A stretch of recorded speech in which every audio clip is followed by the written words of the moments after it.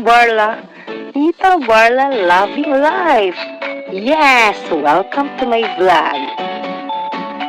Please subscribe and click the notification bell for more updates. See ya! Tita Barla at ang bago niyang buhay. Bagong ticket. Good afternoon everyone, this is Tita Barla. Welcome again to my channel. Today is September 29 at galing pa kami ng simbahan, Sunday today. So nag-church muna at after that we've decided to cross Panguil Bay Bridge.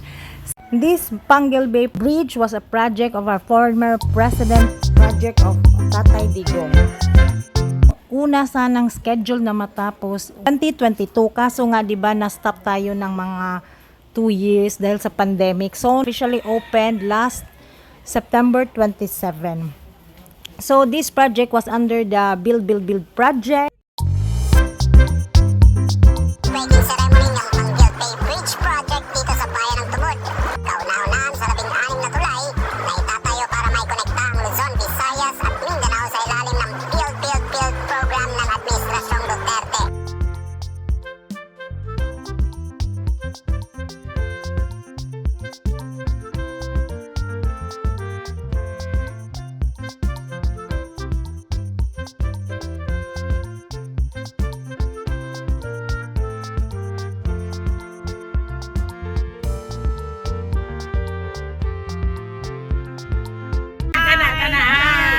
Sakpa nagdita ng laag na kalaki. We're crossing Panguil Bay! Yay! Panguil Bay Bridge ang magiging bagong pinakamahabang tulay sa buong bansa na nasa 3.7 kilometers. Nilagwan. Awa, di ba gamay kay kasada? The connection of the Panguil Bay Bridge between the provinces of Misamis Occidental and Lanao del Norte, very big help talaga kasi dati barge lang yon. Tapos syempre magpipila ka pa sa barge. Tapos hindi naman lahat kayo nakapila, makasakay agad sa isang larga. So kailangan mo pang magantay sa next trip. So ngayon, pag cross mo dito sa Panguil Bay Bridge, ang estimated time daw ay 7 minutes.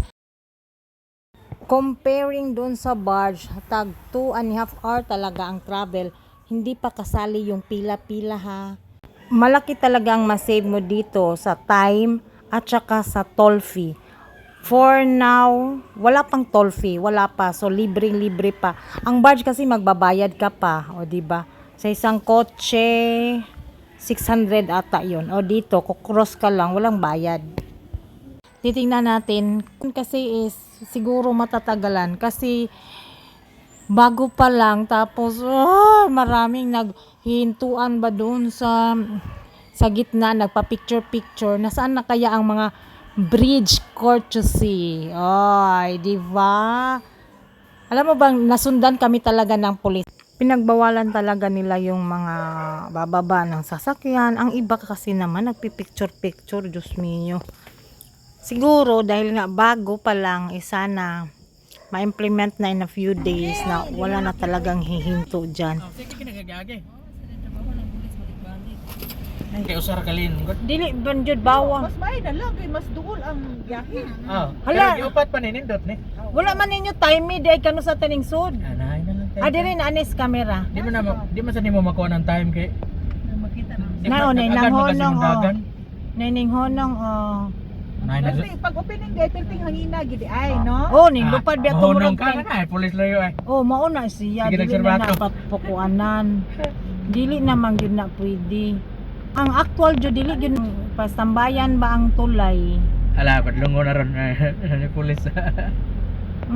Muna. Dili jud siya ang ayan kay ang 2 lanes lang jud siya.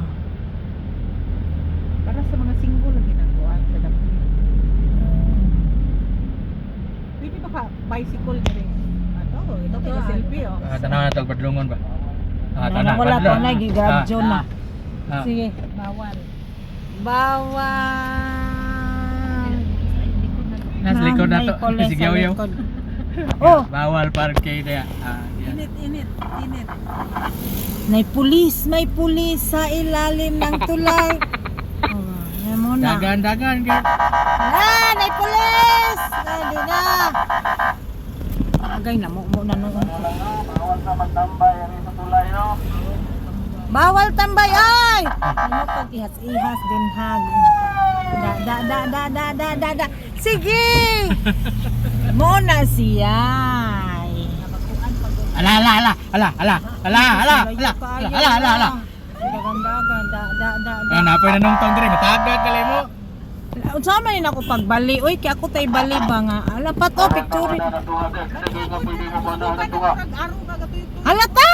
Na, yun, o balik. Hindi ko katultong.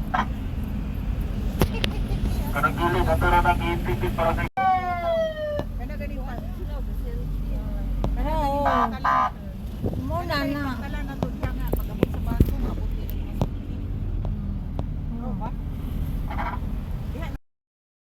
Pwede dumaan dito mga motorcycle kasi ang dito sa gilid itong ramp close. So walang hangin na makapasok. Hindi tulad ng ibang bridge ba na hanggang dito sa may bandang baba. Si Panguil Bay Bridge pala ang second longest bridge in the Philippines. First siya sa Mindanao. Ang pinaka first ngayon since 2022 is the Sisilix of Cebu na 8.9 kilometers.